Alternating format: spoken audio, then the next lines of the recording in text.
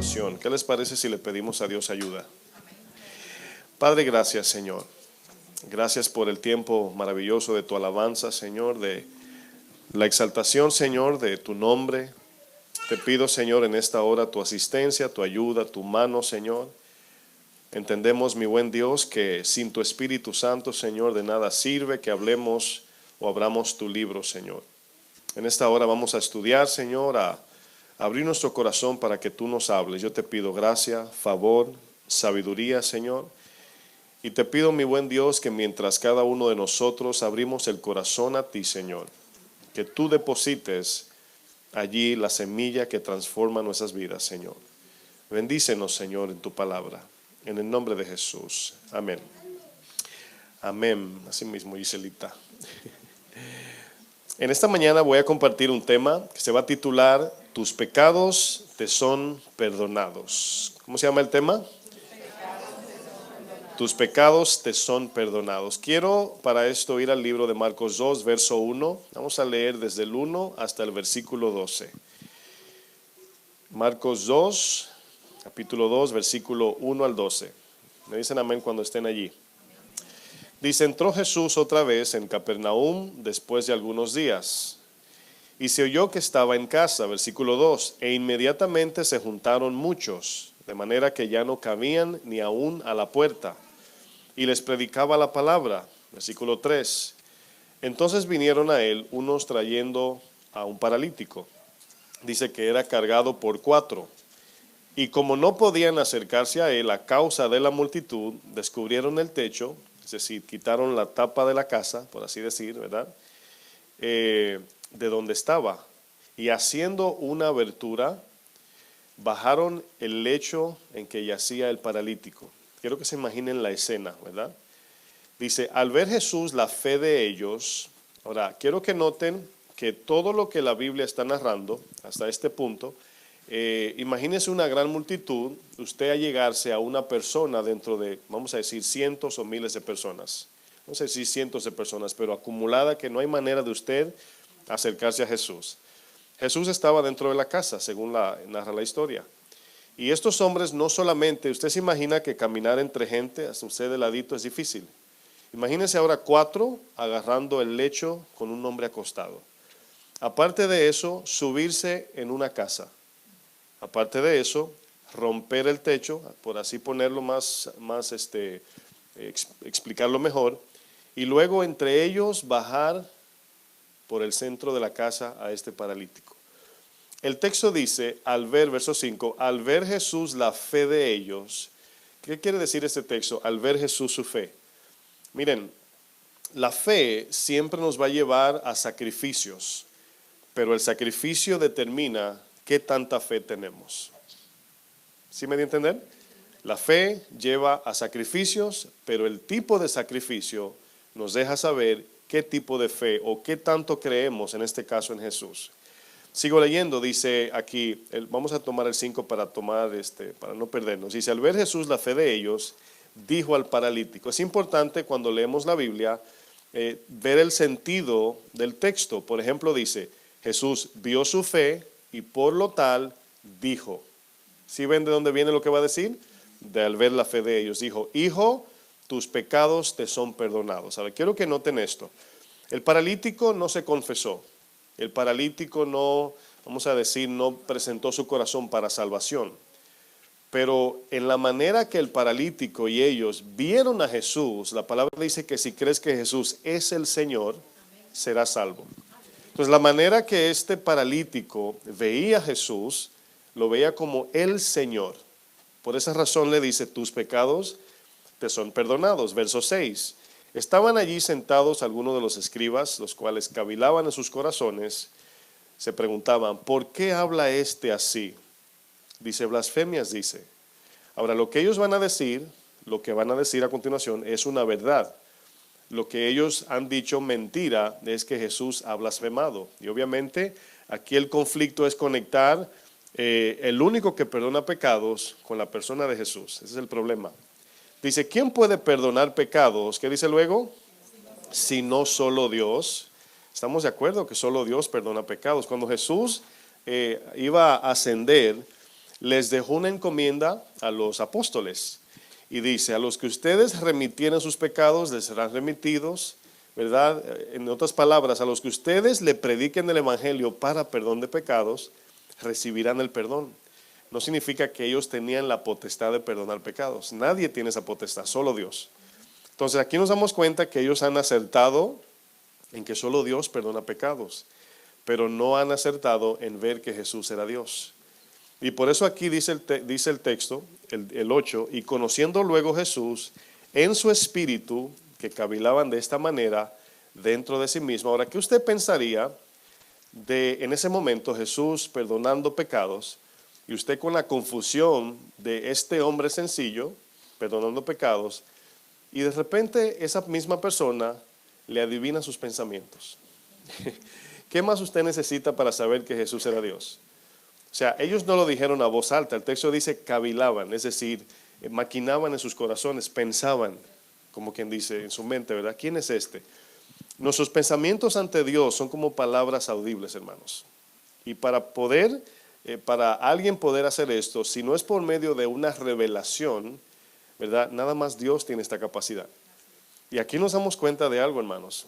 El verso 9 es un verso clave. ¿Qué es más fácil? ¿Verdad? Obviamente él le pregunta en el 8, ¿por qué caviláis en vuestros corazones? ¿Qué es más fácil decir al paralítico? Ahora, ¿por qué esta palabra aparece en este texto? ¿Qué es más fácil? Bueno, usted y yo sabemos que para Dios, en el sentido de su poder divino, nada ni es más difícil ni es más fácil. Es decir, ¿qué es más fácil? ¿El Señor decirle al mar que se abren dos? ¿O el Señor resolver tu problema personal? Pero por alguna razón creemos que sí puede abrir mar en dos, pero no nos puede resolver los problemas. Fíjense qué cosa. Por eso es que la fe, el Señor ve el tipo de fe que tenemos y podemos decir algo. Anoche hablaba con mi esposa y estudiábamos una palabra, la diferencia entre conocimiento y opinión. Usted puede tener la opinión de que Dios abrió el mar en dos, pero el conocimiento, la certeza de que Él lo hizo, solamente se define en los problemas que usted enfrenta cada día. Porque cada día tenemos un Goliat enfrente, cada día tenemos un mar rojo enfrente. Y si usted cree lo que dice la Biblia, que el Señor lo abrió en dos el mar, usted tendrá paz en los problemas que usted le pasa cada día, ¿sí o no? Pero si no cree que Dios resuelve sus problemas, tampoco puede decir que cree que Dios abrió el mar en dos. Dice el verso 9, ¿qué es más fácil? Esta palabra que es más fácil, repito, no tiene que ver con que Dios hace más esfuerzo en perdonar que sanar al paralítico. Aquí la palabra que es más fácil es apuntando a la palabra que es imposible para Dios. Y si en este caso Jesús lo hace, le está diciendo yo soy el creador del universo, aquí encarnado. Por eso dice que es más fácil decir al paralítico, tus pecados te son perdonados, o decirle, levántate, toma tu lecho y anda. Ahora, aquí hay muchos puntos que luego vamos a ver. Dice el verso 10, pues para que sepáis que el Hijo del Hombre tiene potestad en la tierra para perdonar pecados. Dijo al paralítico, a ti te digo, levántate, toma tu lecho y vete a tu casa. Entonces él se levantó enseguida y tomando su lecho salió de delante de ellos, de manera que todos se asombraron y glorificaron a Dios, diciendo, nunca hemos visto tal cosa. La pregunta aquí, hermanos, es, ¿qué significa estar muerto en delitos y pecados? ¿Qué significa lo que Efesios 2 dice? Bueno, un predicador de los del siglo XVII, dijo una realidad sumamente impactante. Se los voy a leer. Él dijo esto, estaba ilustrando acerca de nuestras buenas obras tratando de entrar al cielo. Él dijo, nuestra justicia y buenas obras no tendrían más influencia para sostenernos o mantenernos fuera del infierno que una telaraña tratando de sostener una piedra que cae del cielo. Lo voy a leer otra vez. Nuestra justicia y buenas obras no tendrían más influencia para sostenernos o mantenernos fuera del infierno que una telaraña tratando de sostener o aguantar una piedra que cae del cielo. Ahora yo quiero que por un momento usted haga el experimento en su mente. Alguien le va a decir, te voy a tirar esta piedra y tú la vas a parar con telaraña. Ahora le pregunto, ¿la piedra rebotaría por lo menos y luego rompe la telaraña? A lo mejor, ¿verdad? Rebota y vuelve y cae y la rompe. Pasa como que no existe la telaraña, ¿sí o no? Entonces, esta ilustración nos ayuda a entender de esta manera. Nuestras buenas obras ante Dios como seres humanos es como si quisiésemos aparar una piedra con telaraña. Nada. Esa es la idea. Ahora, ¿usted sabe cuál es el problema que como cristianos enfrentamos? Es que nosotros no creemos que somos así de malos. Nosotros no creemos que tenemos ese tipo de maldad dentro. Pensamos que cuando cometemos un pecado eventual, ese pecado me define como bueno o malo, eventualmente, no en sí, en condición que estamos llenos de maldad.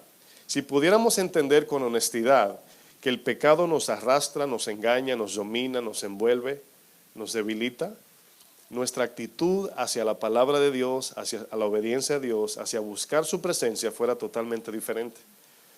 Para entender con mayor claridad, pecado es todo aquello que un ser humano hace fuera de la voluntad de Dios.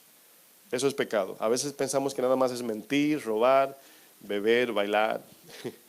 Y como yo no hago eso, ¿verdad? Deduzco que no soy pecador. Pero cuando la palabra arroja luz, mis hermanos, a nuestro corazón y comienza a sacar de allí cosas que ni usted y nosotros y yo vemos, aquí es donde comenzamos a entender, wow, qué tan malo soy. ¿Qué tan difícil es para un ser humano respirar bajo el agua? ¿Quién me dice? ¿Qué tan difícil? Es imposible, hermanos. Es lo mismo querer agradar a Dios en nuestras fuerzas o demostrarle qué tan bueno soy. O me voy a portar bien para que Dios se agrade de mí. Y la palabra dice que sin fe es imposible agradar a Dios. Quiero ir al libro de Hebreos 12. Vamos a ver dos textos que nos dan una referencia acerca del pecado que es importante entender. Hebreos 12, versículo 1. Hebreos 12, verso 1.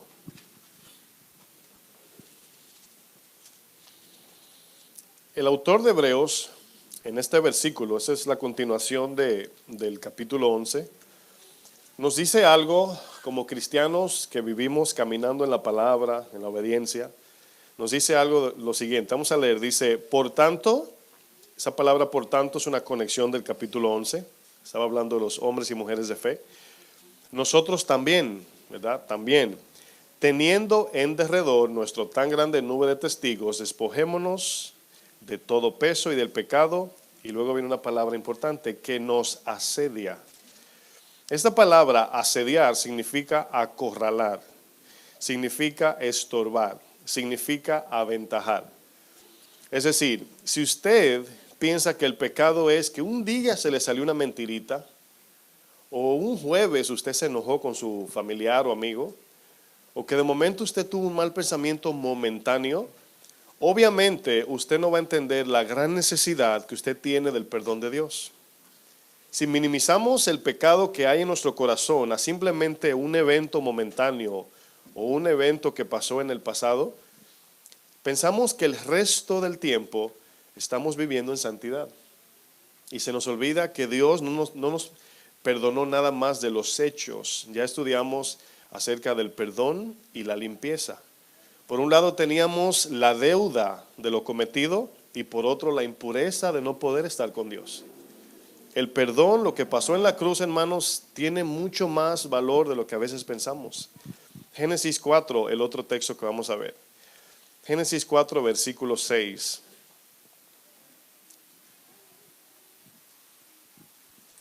Usted quiere saber por qué cuando un hombre que no es conocido como un asesino mata a su esposa y alguien lo conocía, lo primero que decimos es, no sé lo que le pasó a ese hombre. ¿Cómo es posible que ese hombre haya matado a su esposa? ¿Cómo es posible que mató a sus hijos? Ahora sí, es impactante una noticia de esa magnitud. Pero nuestra impresión siempre tiene que ver con que no pensé que ese hombre era capaz de hacer algo así. Ahora le voy a decir algo. Todos aquí pensamos de esta manera. Yo no haría eso. Y gloria a Dios por eso. La pregunta es, ¿tenemos la capacidad? Sí, al 100%. Claro que sí.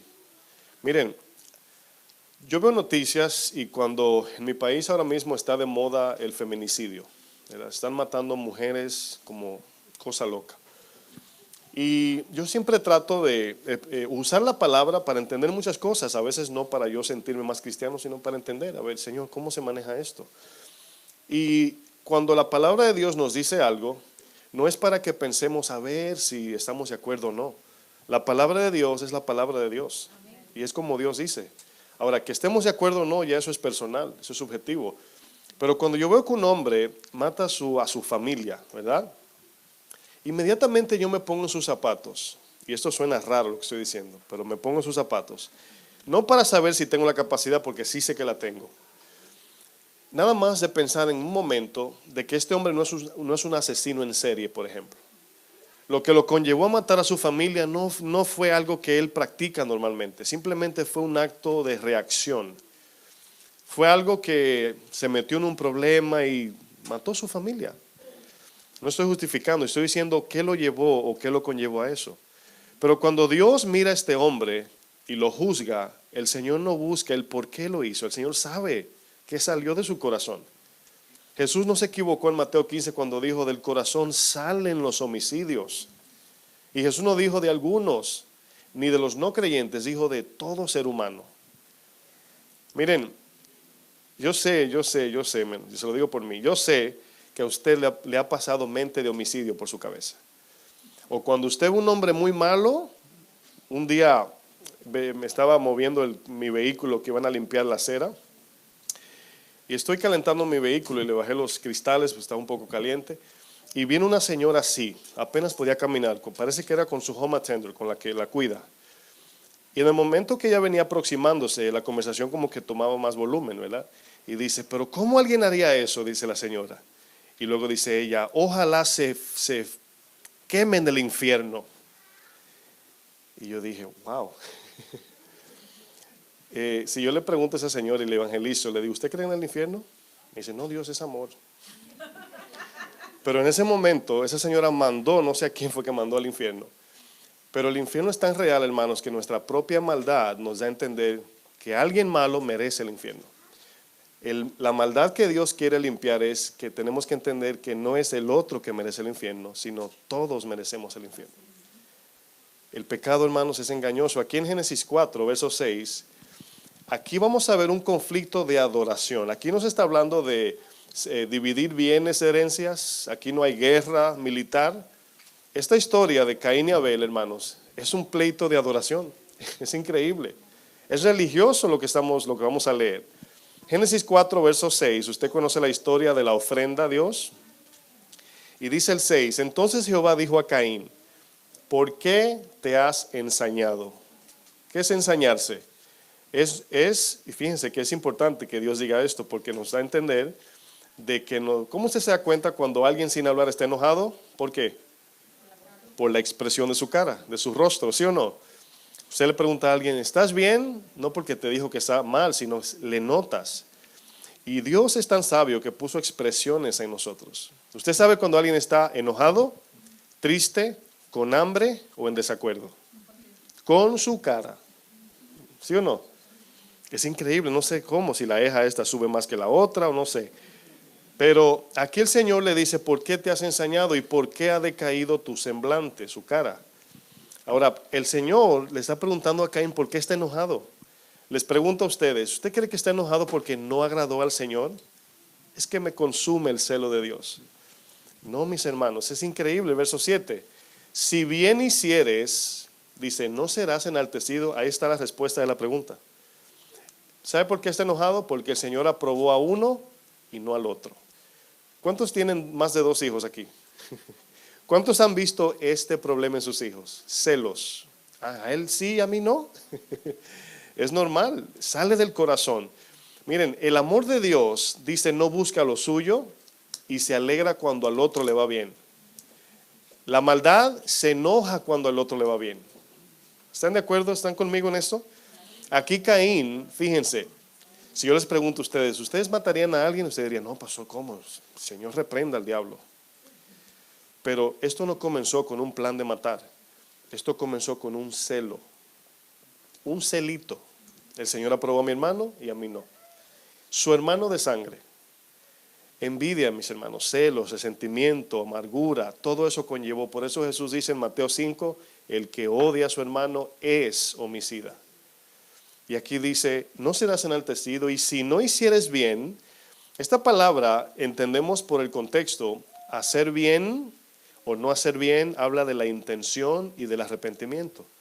Es decir, ¿qué es hacer bien aquí? El Señor le dice, el 7, si hicieres bien, serás enaltecido. ¿Sabe lo que le está diciendo el Señor? Si corriges, si lo haces como debes hacerlo, si me traes la ofrenda de todo corazón como lo hizo Abel, si cambias tu mala intención, porque miren, aquí hay dos cosas. El viernes leí un texto, creo que fue Proverbios 19:3, que dice, el necio comete imprudencia y luego se enoja con Dios. Es increíble. El necio comete imprudencia y luego se enoja con Dios. ¿Es culpa de Dios cuando nosotros fallamos? Pero miren, aquí se enojó con Dios. Por esa razón nos damos cuenta, ¿se acuerdan de Marta con María? Que Marta le llama la atención a Jesús. Dice, no te da cuidado, o sea, Señor, su imprudencia la hace ver a Jesús como el malo. Bueno, sigo leyendo. Dice, y si no hicieres bien, si no corriges, si permites que esta amargura continúe, y si no perdonas, el pecado está a la puerta. Ahora bien, el pecado es como esa persona que no es como que te está tocando el timbre, o el vecino que te dice, vecino, le tengo una comidita aquí. No, esta idea del pecado está a la puerta es como un león que sabe que tú estás del otro lado de la puerta y le está dando el olor a carne. Esa es la idea de esta expresión. ¿Sí se imaginan eso? Que solo escuche usted las uñas. No está tocando, está rompiendo la puerta. Eso significa, en inglés hay una palabra que dice grouching. Sin is grouching at the door. El pecado está aruñando la puerta para comerte vivo. Pero en esta ilustración pensaríamos que el pecado viene de afuera hacia adentro. Jesús dice que del corazón sale. Ahora, aquí hay dos combinaciones que hay que conectar. El pecado viene de afuera y también sale de adentro, los dos. Es decir, la tentación, ¿de dónde viene? De afuera para adentro. Pero el deseo sale de adentro para afuera. Y Santiago dice que cuando viene la tentación y luego el deseo acepta la tentación, consuma el pecado. Es una formación entre deseo. Es decir, usted dice, las mujeres dicen, voy al mall, ¿verdad?, con mi amiga, pero no voy a comprar nada. Y no sé por qué, pero ese día están las tiendas a 90 y 80% de descuento. Y ahí está la tentación externa, ¿verdad? Pero como usted no se deja llevar de eso, ni tiene ese deseo interno, usted dice, esa blusa que está ahí, la necesito. No es que la quiero, no, la necesito. Es una palabra que usan para darse permiso para comprar cuando no deben comprar. Esa blusa la necesito para ir a la iglesia el domingo y adorar a Dios, ¿verdad? Bueno, esa es la idea de cómo se consume el pecado. Pero se dan cuenta que es una combinación de tentación y de deseo. Satanás no te va a tentar con lo que tú no amas. No, mis hermanos. Por eso Jesús dice, vivan una vida contra su voluntad, para que puedan hacer la mía. Sigo leyendo. Dice, el pecado está a la puerta, pero fíjense que dice, con todo esto, a ti será su deseo. O sea, tú puedes decirle que no. Dice, y tú te enseñorearás de él. Versículo 8. Fíjense el resultado de lo que Dios, el consejo de Dios. ¿Qué hizo Caín? Dice el 8, y Caín, dijo Caín a su hermano, hermano, salgamos al campo, vamos a jugar soccer. Y aconteció que estando ellos en el campo, Caín se levantó contra su hermano Abel. ¿Qué pasó? Y lo mató. Miren, cuando usted ve esta escena, quizás usted diga, ¿cómo es posible que un hermano mate a su otro hermano? Y la pregunta a veces, no siempre, viene con esa actitud de autojusticia. Yo no haría algo así. El problema es que Abel no estaba planificando matar a su hermano, sino, Caín, gracias mi amor, Caín, sino que cuando pensó o cuando permitió el celo, la envidia, se enojó con Dios, y al enojarse con Dios es como que se desconectó de Dios y ya la obediencia a Dios no existía. Cuando ve a Dios, está enojado con Dios. Cuando ve a su hermano es su enemigo ya. Los lentes que se pone Caín ante Abel es contra Abel y lo mata.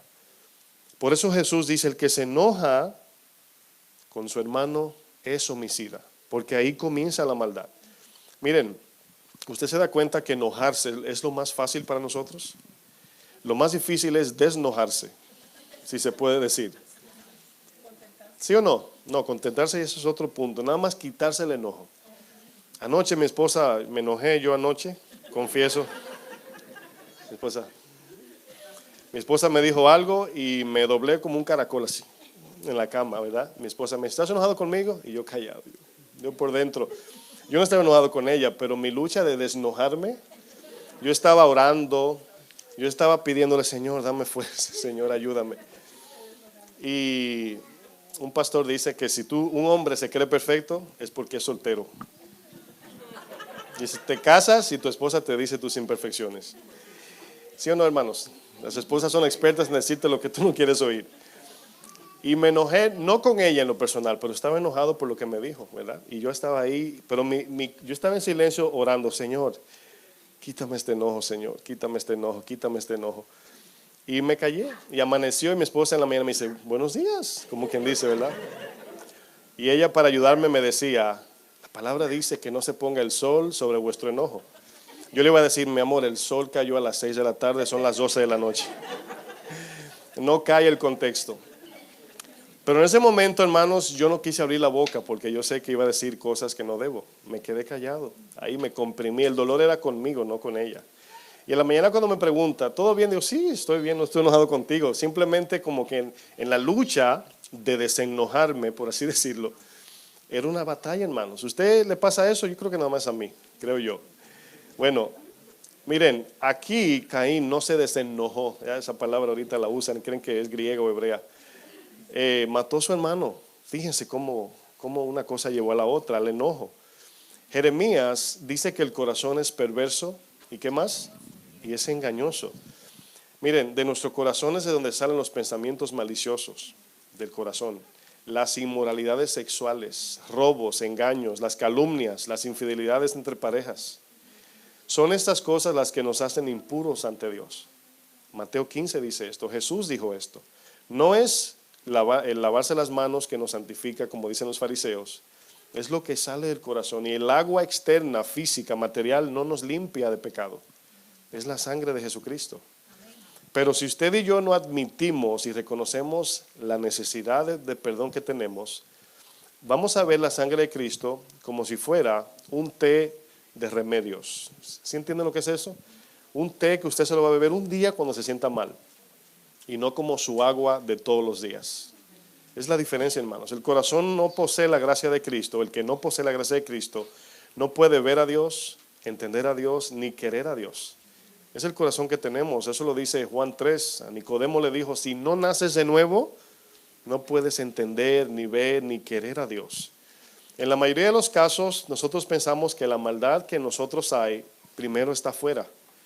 Vemos las noticias y vemos, wow, cuánta gente mala, cómo es posible. Y nos impacta ver la maldad de los otros. Pero vamos a ver en un momento, solamente quiero que me acompañen Romanos 3:10. Se lo iba a parafrasear, pero hay que ver este texto porque de algún modo siento como que hay muchos cristianos que no creen esto y creen que uno exagera. Cuando el Señor ve al hijo, bueno, al joven rico, el Señor le dice algo que todos ya recordamos.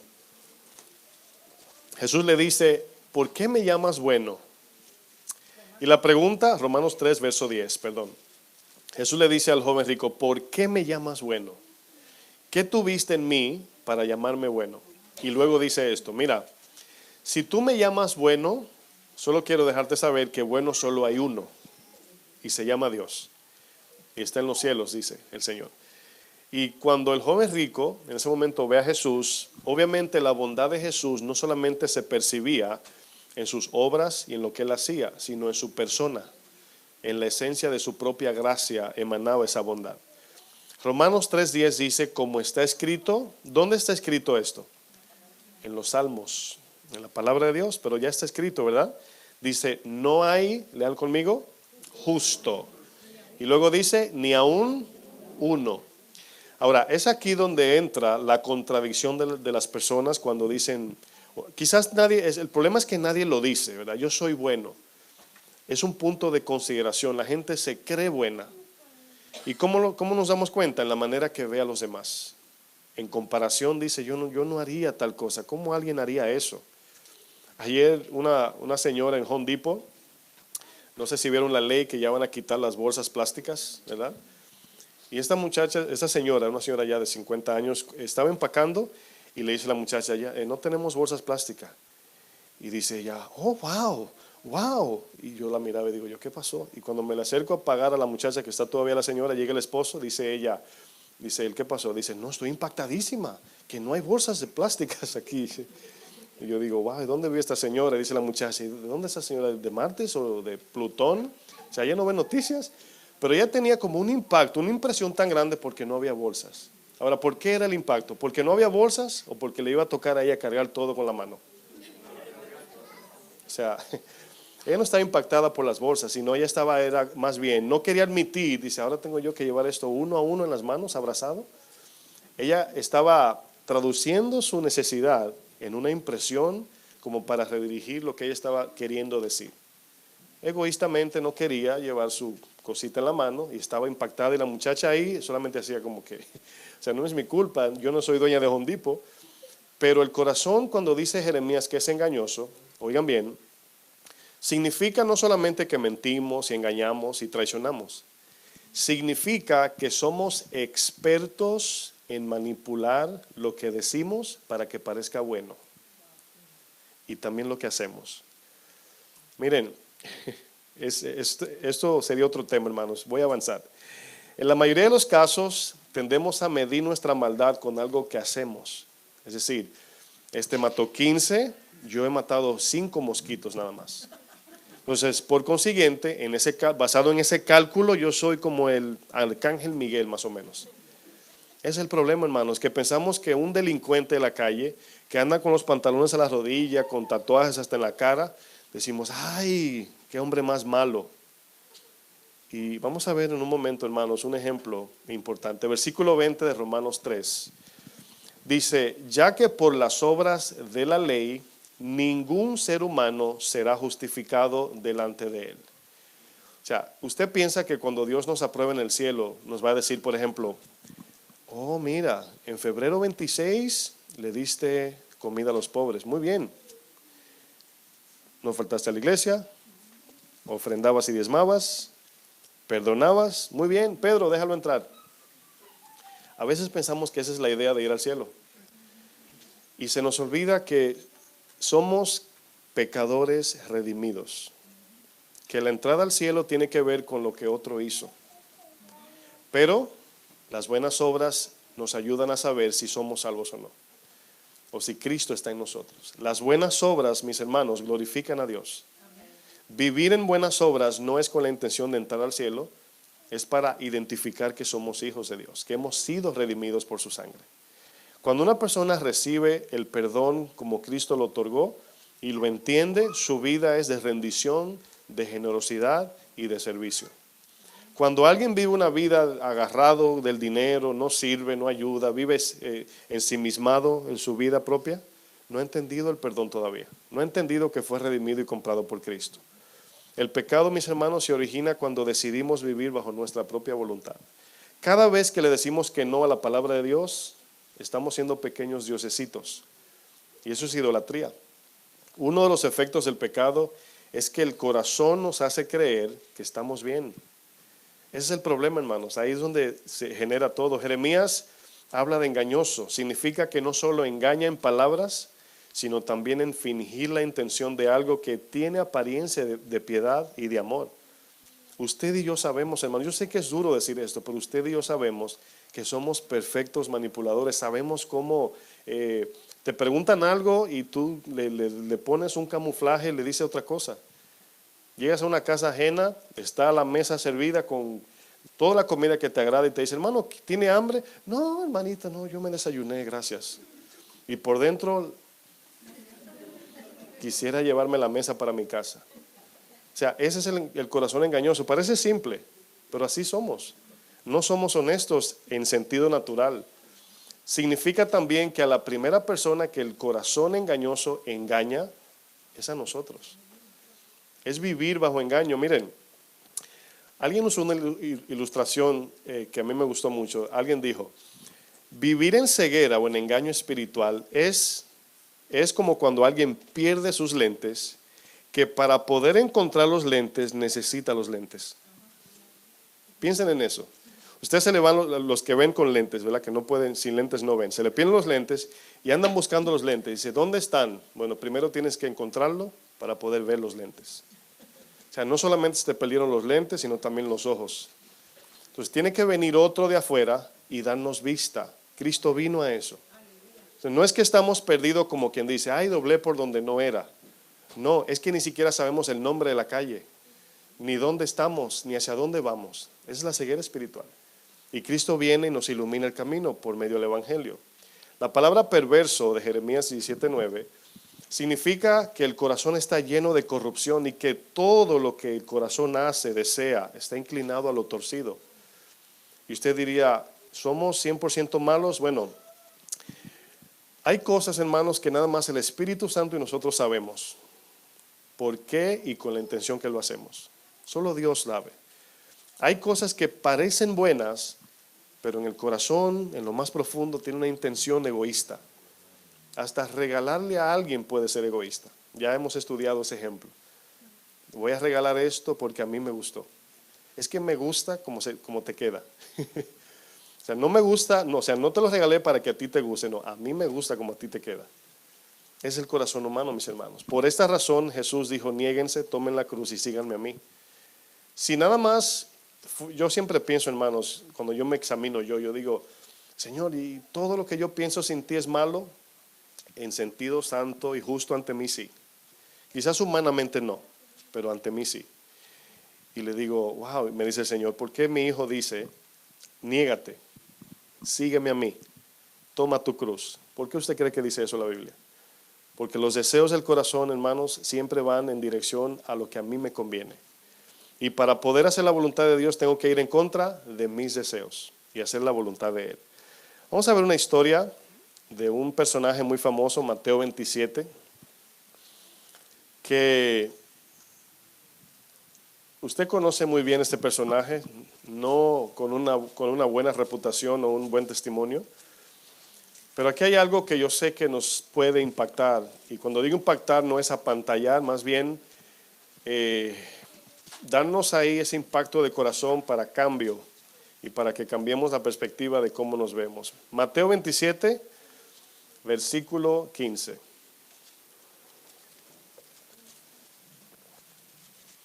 Aquí ya Jesús está frente a Pilato, está frente a la multitud que lo quieren crucificar. Y voy a comenzar desde el verso 15, Mateo 27, verso 15. Dice, ahora bien, en el día de la fiesta acostumbraba el gobernador soltar al pueblo un preso, el que quisiesen. Y tenían entonces un preso famoso, llamado ¿quién? La Fama. ¿De dónde usted cree que vino? ¿Era cantante o actor de cine? Barrabás, ¿verdad? De ahí viene la palabra, cuando uno no habla lo que tiene que hablar, te dicen hablando barrabasadas. De ahí viene. 17 dice, reunidos pues ellos, les dijo Pilato, ¿a quién queréis que os suelte? ¿A Barrabás o a Jesús llamado el Cristo? Porque sabía que por envidia le habían entregado. No se olviden de esa palabra. Y estando él sentado en el tribunal, aquí Pilato, su mujer le mandó decir, aquí esta parte nos ayuda a entender que Pilato no tenía excusa de condenar a Jesús, porque aún por visión de su esposa, Dios le habló y le dijo, este hombre no es culpable. Ya eso de lavarse las manos no existe ya, porque ya se le dijo que era justo. Bueno, vamos a ver lo que dice. Le dice la mujer, no tengas nada que ver con ese justo, ¿cómo le llama? Justo, porque hoy he padecido mucho en sueños por causa de él. Pero los principales sacerdotes y los ancianos persuadieron a la multitud que pidiese ¿a quién? A Barrabás. Quiero que noten esta imagen. Tienen a Cristo a un lado y Pilato, ahora voy a decir esto para no ser extrabíblico, me imagino yo, ¿verdad? Usted considérelo, que él escogió el peor preso para él salirse de este problema y ellos escojan a Jesús, y Jesús, al quedar suelto, él no queda con su conciencia culpable. ¿Sí me di a entender? Entonces, pienso yo que tomó el peor preso, el peor, Barrabás. Bueno, lo más lejos que tiene Pilato es que ellos van a escoger a Barrabás. Dice el texto el 20. Los principales persuadieron, el 21 ahora. Dice, respondiendo el gobernador les dijo, ¿a cuál de los dos queréis que os suelte? Y ellos dijeron, a Barrabás. Hermanos, tómese un segundo y piensa en esto. El Señor de toda la tierra, el creador del universo, el que sustenta todo por la palabra de su poder, el que nos da oxígeno para respirar, el que nos dio vida, el que nos otorga la salvación, lo ponen al lado de un preso famoso por ser delincuente, y el público escoge a Barrabás. Ahora bien, escoger a Barrabás no es una decisión voluntaria, es un efecto de rechazar a Jesús. Quiero que noten la diferencia. No es que ellos quieren a Barrabás, pero quieren aún más rechazar a Jesús. Cuando una persona rechaza a Jesús, pone por presidente a Barrabás. Por eso cuando el pueblo le pidió rey al Señor, le dijo, ¿no les basto yo? Escogieron al peor rey, Saúl. Cuando se habla de rey malo, ¿le llega a la mente quién? Saúl. Era el más grande, el más fuerte, el más hermoso. David el más pequeño, no parecía rey, por eso Samuel no se dio cuenta. Pero el Señor lo que mira, ¿qué es? Es nuestro corazón. El corazón el Señor mira. Y aquí nos damos cuenta, hermanos, que el pueblo escoge a Barrabás. Verso 22. Pilato les dijo, ¿qué pues haré de Jesús llamado el Cristo? Ahora, no bastó con escoger a Barrabás. Fíjense lo que quieren. Todos le dijeron, sea crucificado. Dice, y el gobernador les dijo, pues, ¿qué mal ha hecho? O sea, ¿qué ha hecho este señor para que ustedes no ha hecho nada? Es la maldad. Ahora, quiero que noten esto.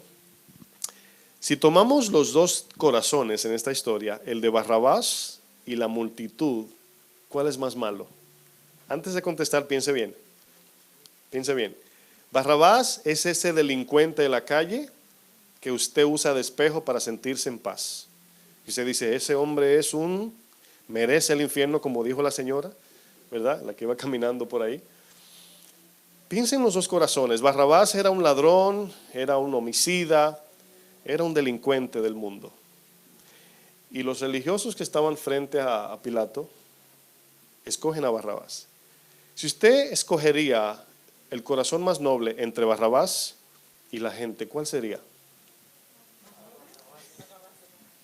Increíblemente, Barrabás en este contraste sale más bueno que ellos. Pero en la sociedad, Barrabás era lo peor y lo más sucio. ¿Están viendo cómo Dios discierne? ¿Están viendo cómo Dios mira el corazón? Seguimos leyendo, 23. Y el gobernador les dijo, ¿qué mal ha hecho? Pero ellos gritaban aún más diciendo, sin ninguna justificación, sea crucificado.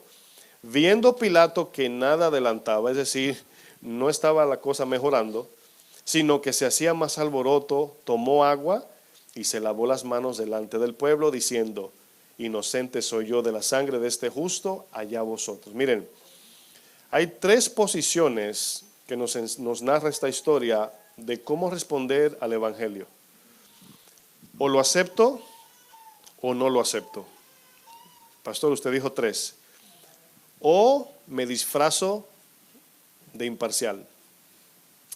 La imparcialidad al Evangelio es lo mismo que escoger al mundo. Es lo mismo que ser tibio. Miren, les voy a decir algo, hermanos, no se le olvide esto. El Evangelio de Jesucristo nos demanda todo. Todo nos demanda, no un poquito, todo.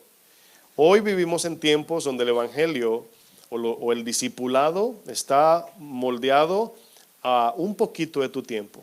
Están discipulando para que me des 1 hora los domingos y tu ofrenda.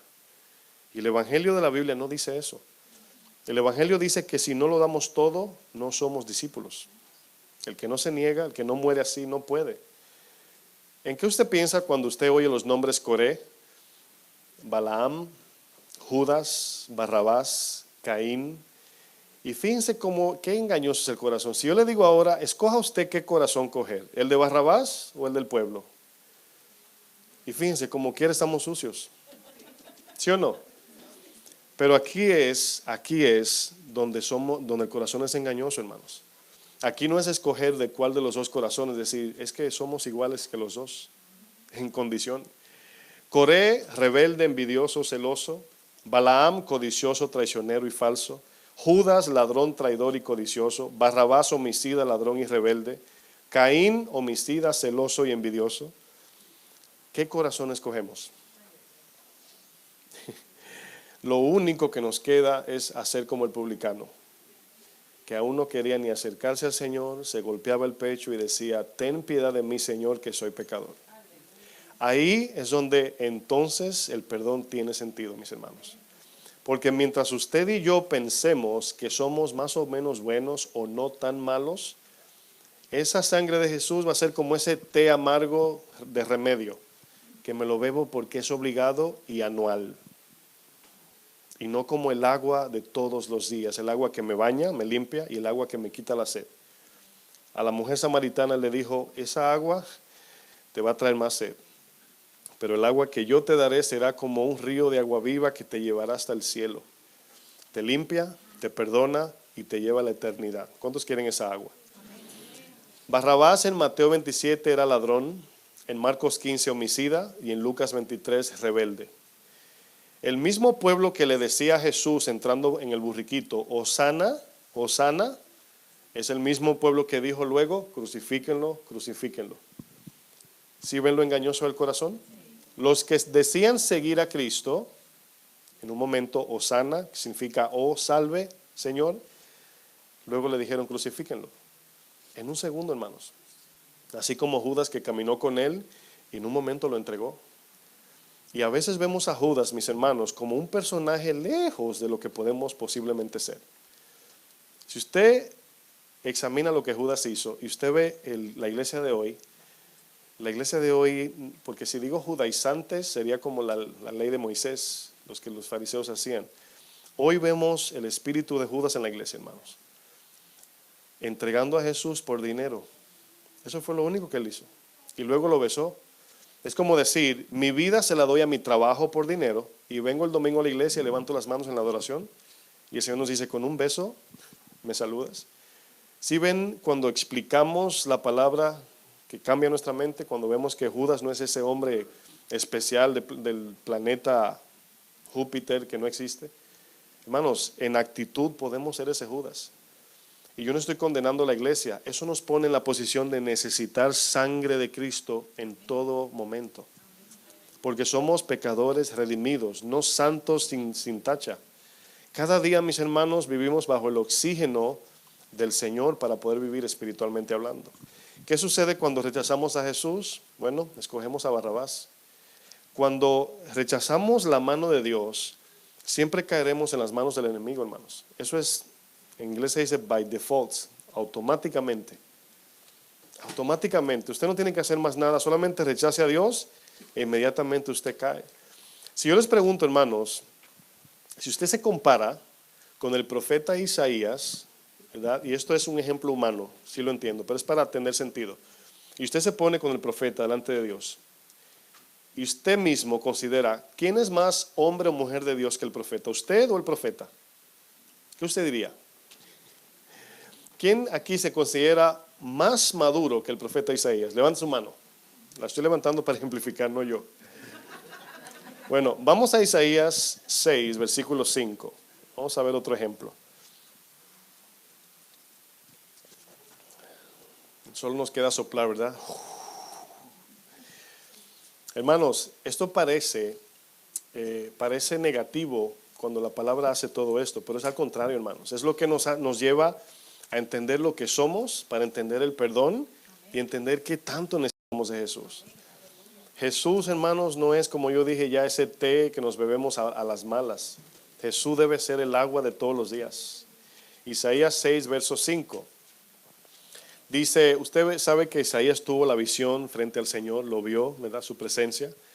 Al ver la presencia del Señor, hizo el efecto de espejo. Es como que Isaías vio al Señor y se vio y dijo, wow, en contraste, dijo esto, verso 5.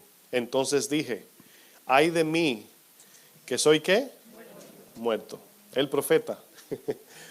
Ahora, aquí es donde muchos cristianos dirían, un cristiano moderno se ve con esta visión y dice, ay de mí que fallo los domingos, que a veces me equivoco. El profeta dice que soy muerto, porque siendo hombre inmundo de labios y habitando en medio de pueblo que tiene labios inmundos, ¿sabe lo que significa labios inmundos? Está refiriendo al corazón. El Antiguo Testamento y los Proverbios, cuando habla de la lengua, está hablando del corazón, porque la abundancia del corazón habla la boca. Siempre la lengua es el reflejo del corazón. Dice, han visto mis ojos al Rey, Jehová de los ejércitos. Dice, y voló hacia mí, aquí está el Evangelio, hermanos, fíjense, voló hacia mí uno de los serafines, teniendo en su mano un carbón encendido, tomado del altar con unas tenazas. El altar en el tabernáculo era el primero al entrar al atrio, donde se acostaba el animal para quemarlo después de haberle sacado la sangre. La sangre ya iba en manos del sacerdote y levitas hacia la presencia de Dios, pero ya el corderito estaba siendo quemado. Esto simboliza la cruz, cuando Cristo fue crucificado. Entonces de ahí tomó un carboncito representando el evangelio. Y este serafín dice, teniendo en su mano un carbón encendido, tomado del altar con sus tenazas, dice, y tocando con él sobre mi boca, dijo, he aquí que esto tocó tus labios, y lean conmigo, quitada tu culpa, limpio tu pecado. Domingo pasado hablamos del perdón y la limpieza. Aquí es lo mismo.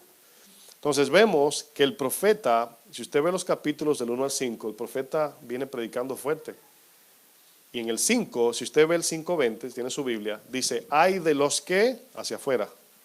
Y cuando ve a Dios dice, ay de mí, que soy muerto. Y voltea el lente y ve su viga. ¿Qué dijo el profeta, mis hermanos? Ay de mí que peco a veces. Ay de mí que no soy perfecto. Así dicen los cristianos de hoy. Bueno, pastor, cualquiera se equivoca. Yo no soy perfecto, pastor, estoy en un proceso. Y sí, es cierto eso. Pero lo que yo veo que siempre que se dice eso es con la finalidad de sentirse más bueno, más cómodos, ¿verdad? No tan culpables. Si no entendemos, mis hermanos, la magnitud de nuestra maldad ante Dios, el sacrificio en la cruz, sería como cuando alguien te ve con un lápiz en la mano y te dice, ¿necesitas ayuda? Tú agarras por una puntita y yo por la otra. ¿Qué tú le dices? No, gracias, yo puedo solo. Es la ilustración de nosotros ver la cruz. Cuando no entendemos la maldad del corazón, es como recibir una ayuda innecesaria, un favor que tú no necesitas. Esa es la idea, hermanos, cuando no entendemos la magnitud de nuestro corazón. Tenemos que entender quién fue que murió y cómo murió. Cuando tú ves que el Señor se hizo hombre y experimentó la muerte, en la alabanza cantábamos, cantando la cruz, dice, ¿por qué me has abandonado? No sé si esa pregunta, ¿por qué Jesús le dice, Eli, Eli, lama sabactani? Padre, Padre, ¿por qué me has abandonado? Porque el Señor en ese momento cargaba con nuestra cruz. Y el Señor volteó la mirada de su propio Hijo Santo para mirarnos a nosotros. Y cuando vemos lo que la Biblia dice, que no escatimó ni su Hijo, pensamos que en el cielo el Señor me va a dar un chance. Señor, yo sé que no fui un buen cristiano, pero tú sabes que tú eres amor. Déjame entrar, Señor. Dice la palabra, no escatimó ni su Hijo. Miren, use eso de referencia. El Señor le dio la espalda a su Hijo justo. A su Hijo justo le dio la espalda. No negoció su justicia. Murió Jesús. Su ira cayó sobre él. Eso debe impactarnos a nosotros, hermanos. Debe cambiar nuestra manera de ver nuestra vida cristiana. Isaías 53, verso 1. Vamos sobre el final. Isaías 53, versículo 1.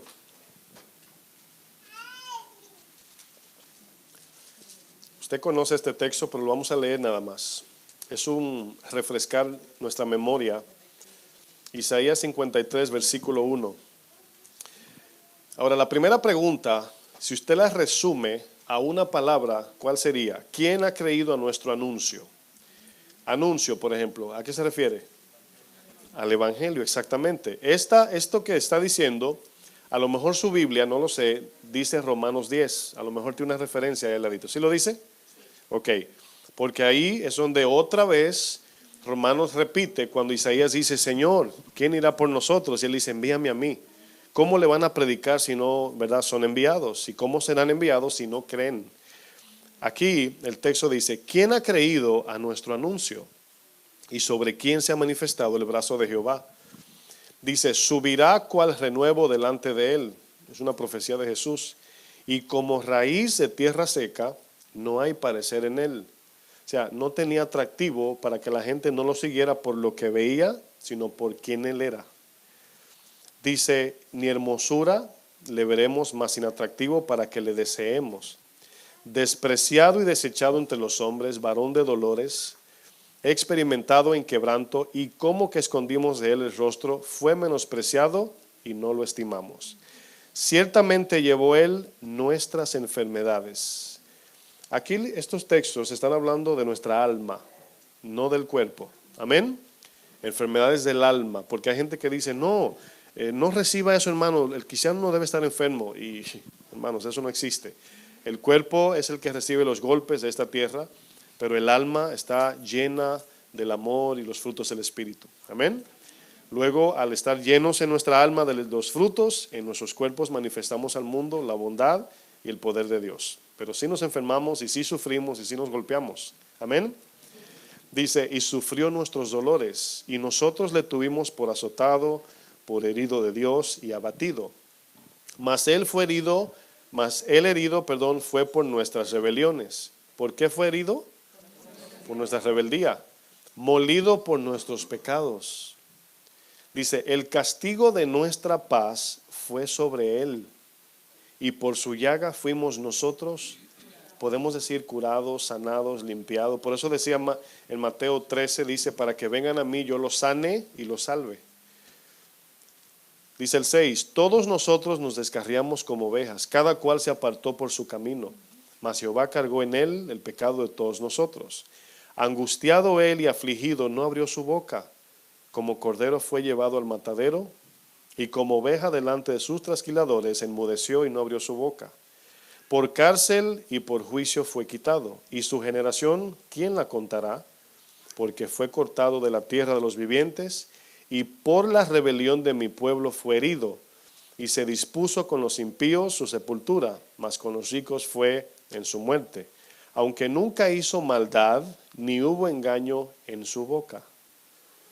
Hermanos, cuando usted lee este texto tiene que tener un impacto en nosotros. Este texto lo van a leer los judíos cuando se arrepientan, porque fueron ellos quienes decidieron crucificarlo. Aunque lo crucificamos espiritualmente, todos lo subimos en la cruz, el evento que se llevó a cabo fue incitado por los judíos, por mano de romanos. Nosotros somos parte de eso. Barrabás representa lo peor de la sociedad. Ellos escogieron a Barrabás. El Señor viene, Isaías 53, a darnos todo para que tengamos vida en Él. Ellos prefieren escoger a Barrabás. Nunca usaríamos a Barrabás para ejemplificar nuestra propia condición. Ni a Judas, ni Coré, ni Balaam, ni Caín. Siempre nos pensamos el David que tumbó a Goliat, la Abigail, esposa de Nabal, la Sara, el Abraham, los superhéroes de la Biblia, pensamos que somos esos. Y aunque no existe eso de superhéroes espirituales, se nos olvida, hermanos, que nuestra condición, nuestro pecado, mis hermanos, si no entendemos la magnitud de lo que pasó en la cruz, nunca entregaríamos todo nuestro ser al Señor. Estaremos todavía negociando. Señor, te voy a dar un poquito de mi tiempo, un poquito de mi esfuerzo, un poquito de mi corazón, un poquito de mi ofrenda, un poquito de mi servicio, y todo a medidas. ¿Saben por qué? Porque en la medida o el tamaño de la deuda define el tamaño del perdón. El tamaño de la deuda define el tamaño del perdón. Marcos 2:9, bien rapidito, el Señor pregunta, ¿qué es más fácil decir al paralítico? ¿Tus pecados te son perdonados? O decirle, levántate, toma tu lecho y anda. Esa palabra, levántate, toma tu lecho y anda, este hombre podía volver a su casa gracias a ¿quién? Al milagro. Pero esa misma frase, toma tu lecho levanta, toma tu lecho y anda y vete a tu casa, esa palabra, si la trasladamos a lo espiritual, es lo mismo. Espiritualmente, hermanos, cuando somos perdonados, el Señor te dice, levántate, toma tu lecho y vuelve a casa, como el hijo pródigo. Y ahora tenemos la capacidad, mis hermanos, de volver a casa gracias al milagro del perdón. Pero desafortunadamente en la iglesia de hoy, muchos les interesan más las bendiciones terrenales de Dios que el perdón eterno y estar en su presencia. Si alguien, cuando tú llegas a tu casa, te dice, amigo, estaba en tu casa, ¿verdad? Y vi la puerta abierta. Y cuando fui a prender la lámpara me di cuenta que el bombillo estaba quemado. Y fui a la bodega, a la tienda, compré un bombillo y te lo puse. ¿Qué tú le dirías? Gracias. Pero si alguien en un momento donde estás en un estado crítico de enfermedad y necesitas un riñón y alguien te lo dona, ¿ustedes creen que sería la misma expresión de gratitud que el bombillo? ¿Sí o no? ¿Cuál sería tu respuesta al que te donó el riñón? Gracias. Aparte de dar gracias, mis hermanos, tu actitud hacia esa persona es diferente. Entonces, por esa razón, debemos entender en qué magnitud hemos ofendido a Dios, en qué condición de pecado nos encontramos, para entender qué tan grande fue su perdón. Y cuando entendamos la grandeza de su perdón, nuestra vida estará rendida a sus pies en servicio. Porque al que mucho se le perdona, mucho ama. Amén. Póngase de pie, por favor. Los hermanos de la alabanza, si pueden pasar.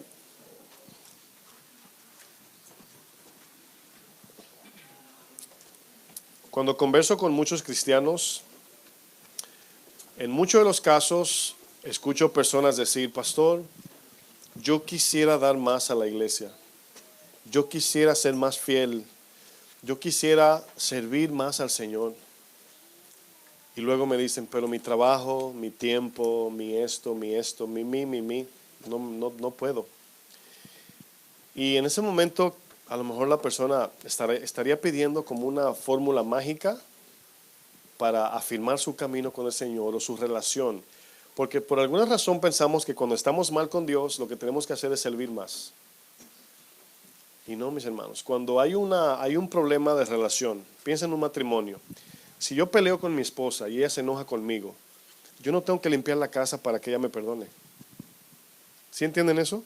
Yo tengo que reconciliarme con ella y luego le limpio la casa. Entonces a veces pensamos que estoy mal con Dios, tengo que ofrendar más, tengo que servir más. No, tenemos que reafirmar nuestra relación personal con Él, porque todo lo que hacemos es para Él. ¿Usted sabe lo que simboliza la Santa Cena?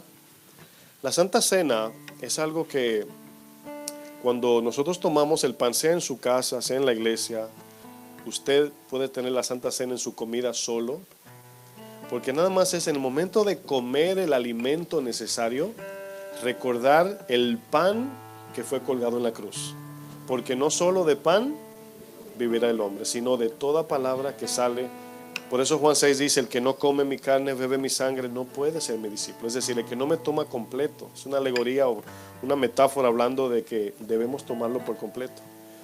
Y cuando mi caminar con Cristo está medio frío, tibio, flojo, como que dudoso, no nos está diciendo sirvan más, den más, no, sino más bien reconcíliense conmigo. La Santa Cena es recordar lo que pasó en la cruz. Y en ese momento, hoy en día las iglesias lo hacen como algo semanal y mensual y se convierte en una liturgia, en una ceremonia ya vana. Y de verdad no tomamos ese pan y pensamos aquí, no en la barriga, en ese pan de vida que murió en la cruz. Y comenzamos a pensar, ¿cómo va mi vida con el Señor? ¿Cómo estoy con Él? ¿Qué tanto lo busco? No viendo la oración como un escondite de reforzamiento, sino un lugar de intimidad. No viendo la palabra como una lista de cosas que tengo que hacer, sino como el lugar donde encuentro y conozco más a mi Dios. Es diferente, porque es una persona a quien servimos. En el Antiguo Testamento era tiempo, lugar y cosas. En el Nuevo Testamento es una persona. La mujer samaritana le dice, ustedes dicen que hay que ir a Jerusalén a adorar. Hay que ir a un lugar. hay que hacer esto, hay que agarrar esto, hay que enseñar esto. Jesús le dice, de cierto te digo que vendrá la hora cuando los que adoran al Padre adorarán en espíritu y en verdad. Es decir, ahora van a tener una relación íntima.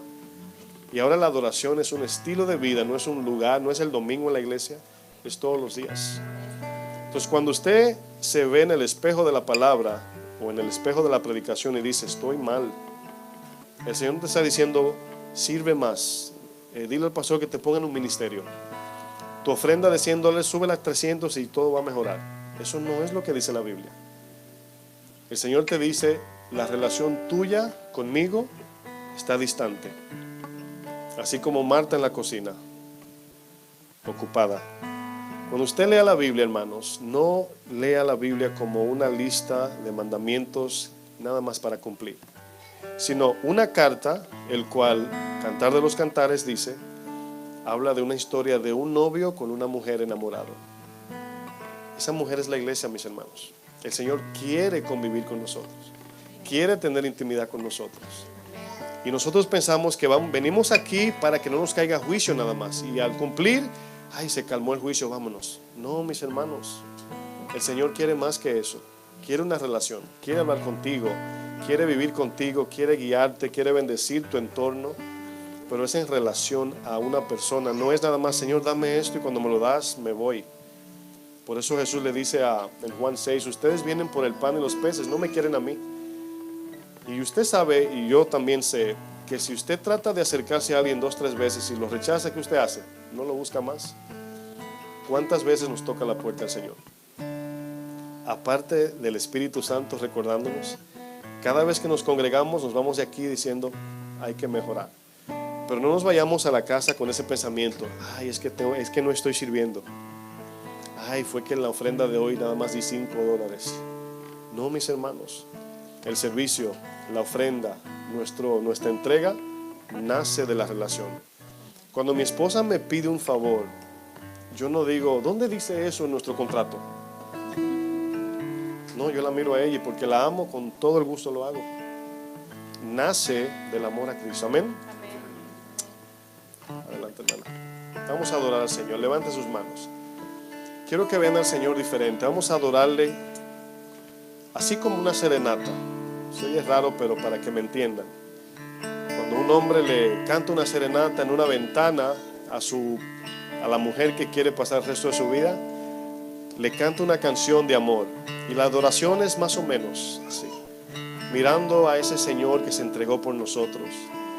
Mirando a ese Dios que tiene todo el poder para eliminarnos por ser pecadores y decidió amarnos en misericordia. Gracias, Señor.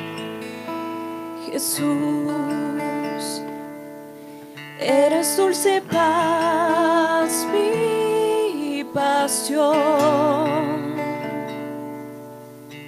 el amor de mi vida eres tú. Como anhelo estar hoy junto a ti, escuchar tus palabras de amor. Le decimos una vez más, Jesús. Jesús, eres dulce paz, mi pasión, el amor de mi vida eres tú. Como anhelo estar hoy junto a ti, escuchar tus palabras de amor, besar tus pies, humillado ante ti, como alabastro derramarte en mi ser. Y al estar así en intimidad, tu ser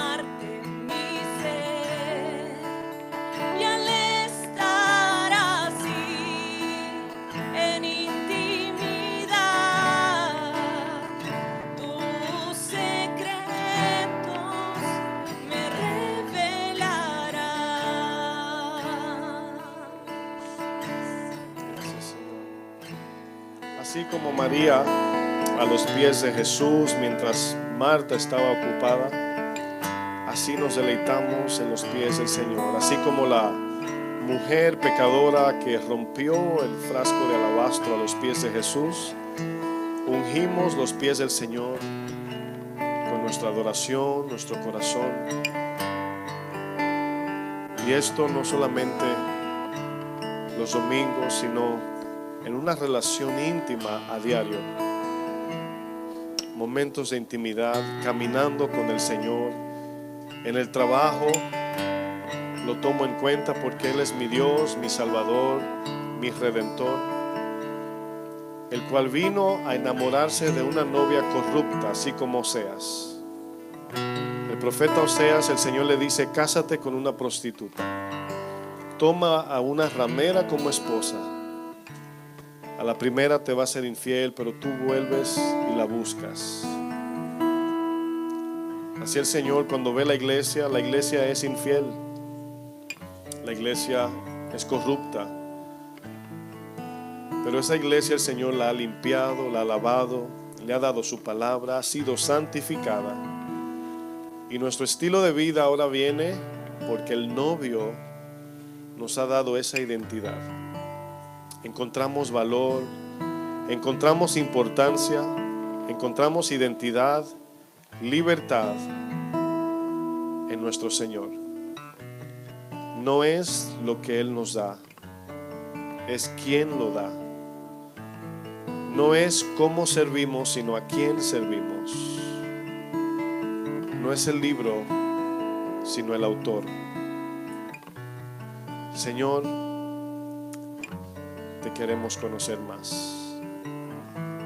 Ayúdanos a acercarnos más a ti, así como a medio camino tú venías y nos alcanzabas como el hijo pródigo. No seamos como el hermano mayor que piensa que por estar en casa es mejor que el hermano menor. Ambos necesitan del sacrificio del becerro gordo. Ambos necesitan el mismo perdón.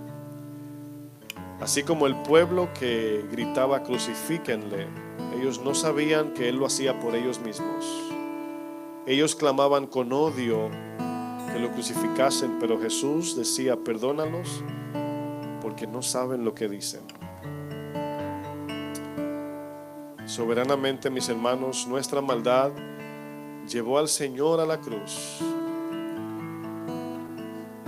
Y de manera sabia y soberana el Señor utilizó eso para salvarnos a nosotros mismos. Con la misma herida que le herimos, por allí salió la sangre que nos salvó. Gracias, Señor. Gracias, Señor. Gracias, Señor. Gracias por haber enviado a tu Hijo, Señor. Gracias. Que el Señor los bendiga, mis hermanos.